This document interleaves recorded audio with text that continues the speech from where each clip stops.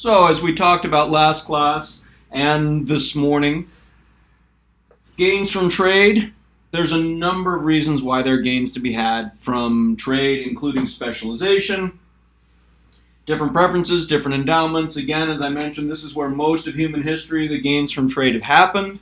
In the last 200 years, we've been able to take more advantage of these, of specialization here.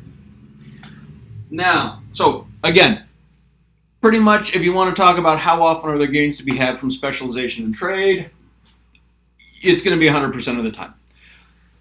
In order for us not to have gains from trade, that we're going to have the same preferences, the same endowments, there can't be any room to learn, there can't be any room to save on switching time, and everybody has to have the same abilities. Now, so again, in terms of it being important for reasons why there's gains to be had from trade, there's this other sub-point that we as economists like to make a big deal out of. I think it is a big deal because it goes against much of what we all have as an intuition, but I am not convinced that it is particularly important as a justification for trade. So let's zoom in on this piece here. Comparative advantage. So comparative advantage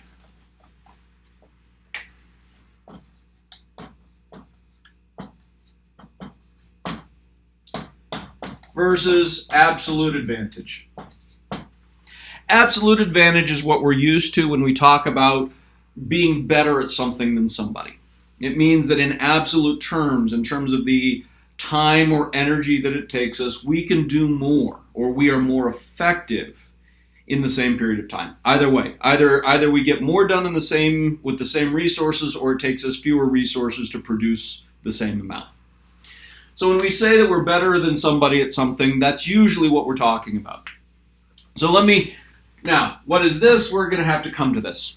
So as an example, let me just talk about some gardeners. So when I was in Iraq, we had two gardeners. We had Kak Osman and Kak Alans. Now Kak Osman was a experienced gardener. He'd been around for a long time. He was pretty good at things. So if I want to put this in terms of how long it took them, basically there were more or less two tasks. So let's envision Kak Alan and Kak Osman taking care of the flowers and the grass. I should probably clarify before we get too far. I had to get used to, during my time in Iraq, my students called me Kak Dr. Josh. It turns out that Kak in Kurdish means Mr. So all of you, after our first exam and getting into our second exam, some of you are probably going to want to call me Kak Dr. Josh. That's fine, just make sure to spell it the correct way. Now, the Dr. Josh piece, it took me a little while to get used to as well, because they don't have, their last names are generally their father's first name, and so everybody goes by their first name. So my students called me Kak Dr. Josh, and you are free to do that as well. Again, just make sure you spell it correctly. Okay, so Kak Osman and Kak Aland here. Kak Osman, took him about 40 minutes to take care of his half of the grass and 80 minutes to take care of his half of the flowers. On the other hand, Kak Alan took him 2 hours to take care of each of his parts. So, what does this look like? Well, what we're used to saying is that Kak Osman is better at everything than Kak Alan, right? It takes him less time to take care of the grass, and it takes him less time to take care of the flowers. In other words, it takes him 120 minutes or 2 hours to finish his workday, and then he can sit around the rest of the day and drink tea. Kak Aland, on the other hand, it takes him 4 hours, after which point he can sit around and drink tea.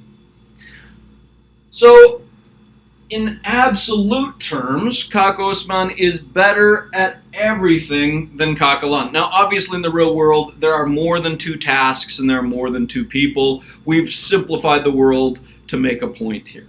So, we could say that Kak Osman has an absolute advantage in both